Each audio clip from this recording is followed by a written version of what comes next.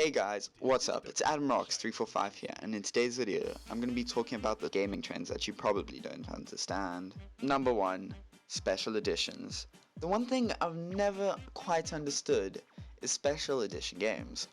For one, everything that's included in them just seems like absolute junk. Badly made figurines, cheap looking maps and badges, useless DLC that adds nothing to the game. I've never seen a single one that I thought I'd want for free, let alone pay $60 for. I mean, what is anyone going to do with a giant sculpture of a Titanfall robot? You know, that game that everyone got bored of in 2 weeks but had an ultra expensive special edition.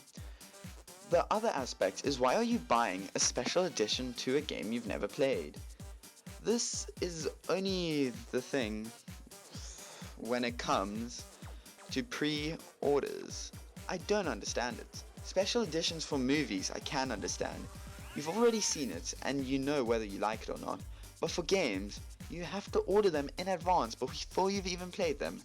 Madness, if you ask me. But what do I know? If it makes other people happy, it's not bothering me. Number 2. Repetitive game series. The part of modern gaming I don't get is the continuous, unquestioning popularity of the Call of Duty series. Every year, both the media and the public go nuts over what is just another variant of the same game we've been playing for years. There's no depth to a Call of Duty installment. The campaigns have often been compared to a shooting galleries or fairground rides, and that's exactly what they are. The most basic gaming mechanics hidden behind a load of razzle-dazzle, and people can't chuck their cash at Activision fast enough. I don't look down on Call of Duty fans, I just don't understand their insatiable appetite for one of the most basic gaming concepts since Space Invaders. Number 3. Similar games. The franchise I really can't understand is the appeal of Battlefield, or more specifically, console Battlefield, or even more specifically, the multiplayer on console Battlefield. Don't get me wrong, as part of a team of friends it can be great fun, but 99% of the time it's a disorganized mess of campers, snipers, and of course, noob tubers. This leads to the game being long and drawn out, with one side inevitably beginning to wipe the floor with the others, as many players, understandably, begin to leave. It's also attracted a large fan base from the Call of Duty Sucks Brigade, who seem to near religiously defend the game simply because it's not Call of Duty. The most common phrase that gets thrown around is that every Call of Duty is the same. Pot kettle black, please don't get me wrong. Call of Duty hasn't been much of a franchise recently, since Black Ops 2, but essentially the Battlefield games have been as much as the same as each other too.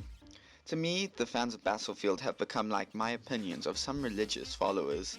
It's cool that you're involved / believe in something you love, kudos in the fact, but please get off your metaphorical soapbox and stop telling everyone that doesn't do the same that they're wrong.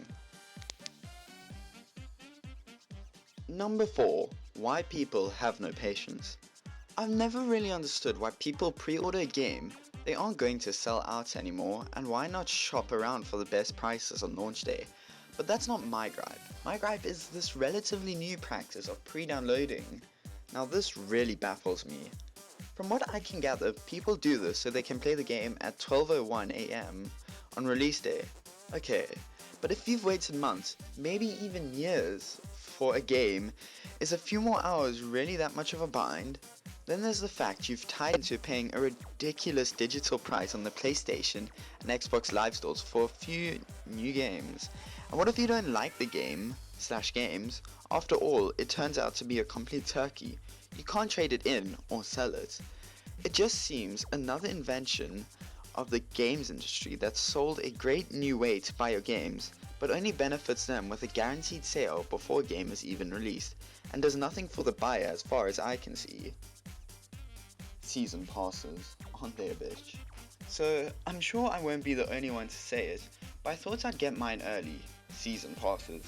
Aside from saving something in the realm of $5 to $10, if you're lucky, what is the appeal of paying upfront for content months and months before it's available?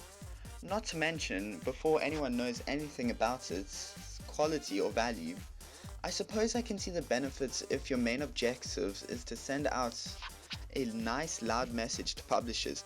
I don't care what you're selling, just give it to me. No questions asked. In fact, there's no rush. I'll pay you now, and you can just give me something in return, like whenever.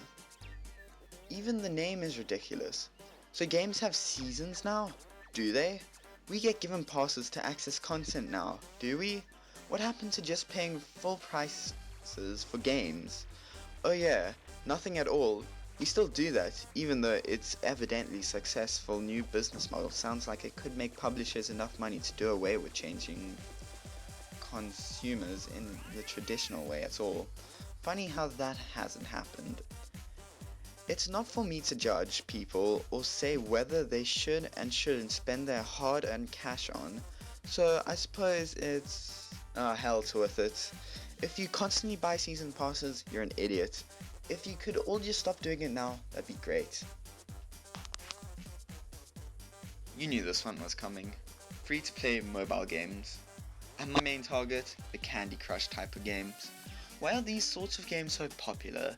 It just seems to go on, and you need to either pay to win, annoy your Facebook chums, or wait 30 minutes to have another life. Thanks, but no thanks, mobile gaming. I tried it for a few goes, but the fact is it never seems to end. It just bugs the living hell out of me, and it just seems to go on, and the only way you'll probably never beat a few levels without using one of the methods I previously talked about. So guys, if you enjoyed this video, please remember to give it a thumbs up. This is Adam Rock, Super 5, and peace, I'm out.